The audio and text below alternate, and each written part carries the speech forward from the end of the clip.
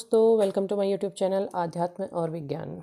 आज की इस वीडियो में मैं बात करूंगी समर्पण की। समर्पण किसके प्रति? समर्पण ईश्वर के प्रति। आपकी इस जर्नी में आपने बहुत से फेजेस देखे हैं, आपने बहुत प्रयास किए हैं, बहुत मैनिफेस्टेशन की हैं, बहुत दुआएं की हैं, बहुत कुछ किया है। लेकिन कई बार आपको लगता है कि इतना सब करने के बाद भी परिणाम कुछ नहीं मिल रहा है, कोई हल नहीं निकल रहा है, कोई रास्ता नहीं दिखाई दे रहा है। आप जब सेपरेशन के फेज़ में आए तो आप बहुत तकलीफ़ में गए, बहुत तड़पे, आपने बहुत मिन्नतें भी की होंगी, बहुत बार कोशिशें भी की होंगी। जब कोई कोशिश का हल नहीं मिला तो आप पूरी तरह सेपरेशन में चले गए और अपने तकलीफ़ को अपने अंदर ही झेलने लगे। वो तकलीफ़ें आपके अंदर ही रह गई, आप उससे बाहर नहीं निकल सके। आपने उनके साथ एक सामंजस्य बिठाने का प्रयास किया, आपको इस जर्नी का पता चला, फिर आप इस जर्नी में चलने लगे कि हाँ, आपको जो भी आपको गाइडेंस मिल रही हैं, आप उस गाइडेंस के हिसाब से अपनी लाइफ को आगे को ले जाने की कोशिश कर रहे हैं। लेकिन जो तड़प होती है, जो तकलीफ़ होती है, वो अंदर बनी ही रहती है, वो इतनी आसानी से बाहर नहीं निकलती है। तो क्या होता है कि कभी आप खुद को बैलेंस करने की कोशिश करते हैं, कभी आप उस तकलीफ़ को में इतने डूब जाते हैं कि आपको कुछ याद नहीं रहता है।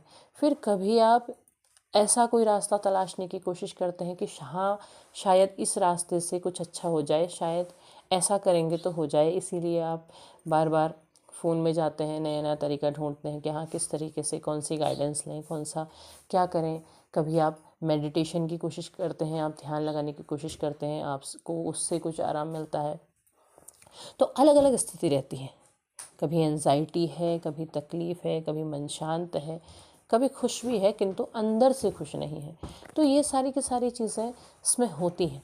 अब आप लाइफ में जो पाना चाहते हैं, जो भी आपकी इच्छा होती है, उसके लिए आप बहुत कोशिशें करते हैं, बहुत सी चीज़ें करते हैं, और आपकी उसके प्रति एक लगन भी होती है, उसके प्रति एक तड़प भी होती है, लेकिन वो हासिल नहीं हो रही है, नहीं हो रही। पहली बात तो होती है कि हर चीज़ का एक वक्त होता है, एक समय होता है, उस समय को आपको पार करना होता है, उस समय से पहले वो चीज़ नहीं आती। इवन आपकी ये जो जर्नी है, आपके जो सबसे महत्वपूर्ण इच्छा है, जिसे आप सोते जागते याद कर रहे हैं, वो भी नहीं आ रही है।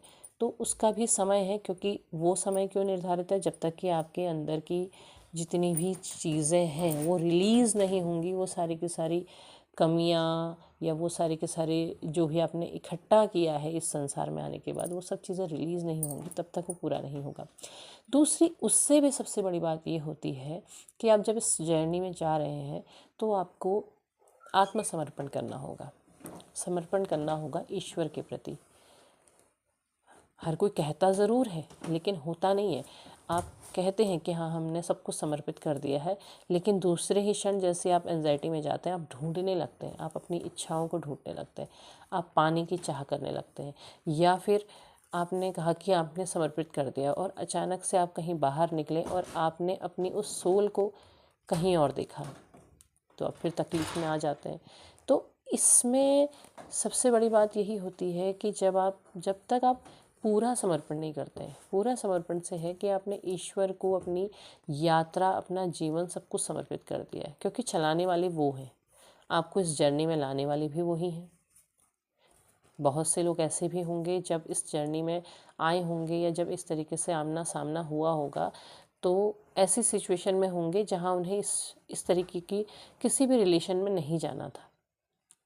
उन्होंने दुआ भी करी होगी, उन्होंने कोशिश भी करी होगी कि वो इसमें ना जाएं, लेकिन वो इसमें चले गए। बहुत कोशिश करी होंगी लेकिन इसमें चले गए। तो इसका मतलब क्या था कि ईश्वर की इच्छा थी कि आप उसमें जाएं, उस सिचुएशन में जाएं।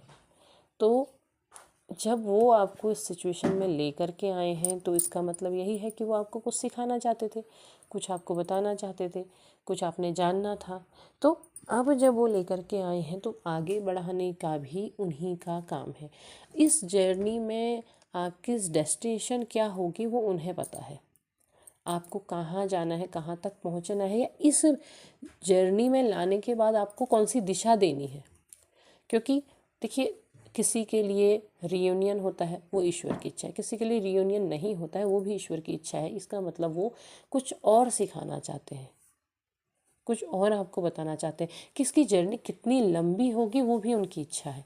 बस उनकी इच्छा के साथ आप जब समर्पित होते हैं तब आपकी यात्रा सुगम होती है, आसान होती है और आप उनके अनुसार चलने लगते हैं। आप उनको जानने की कोशिश करिए। देखिए, जब यहाँ पर को आप इस जर्नी में आ रहे हैं तो आप आत्मा अनुभव कर रहे हैं, अपने आप को जान रहे हैं, अपने आप को पहचान रहे हैं।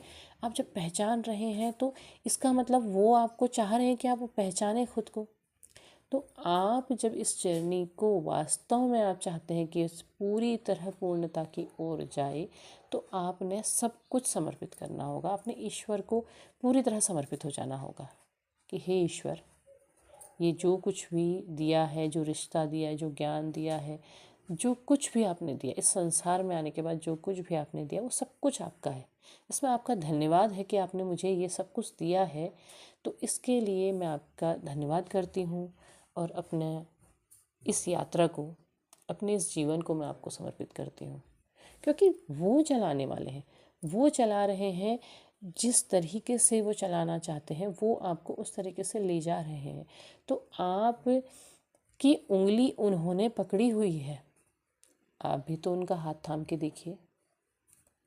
आत्मा से, अपनी उस आत्मा से उस चीज़ को स्वीकार करके देखिए। देखिए, तकलीफ़ होती है, एंजाइटी होती है, इस बात को मैं स्वीकार करती हूँ कि जिस समय तकलीफ़ होती है उस समय ऐसा होता है कि हाँ, बस कहीं से भी कुछ मिल जाए, कुछ ऐसा संदेश आ जाए।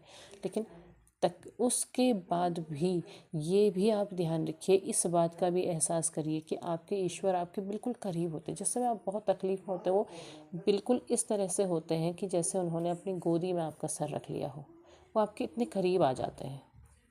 तो वो हर परिस्थिति में आपका साथ दे रहे हैं, तो आपने भी खुद को उस प्रकार से समर्पित करना होगा कि हे ईश्वर, आपको समर्पित है, मेरे जीवन समर्पण है, आपको समर्पण है, आप जैसे ले जाएं।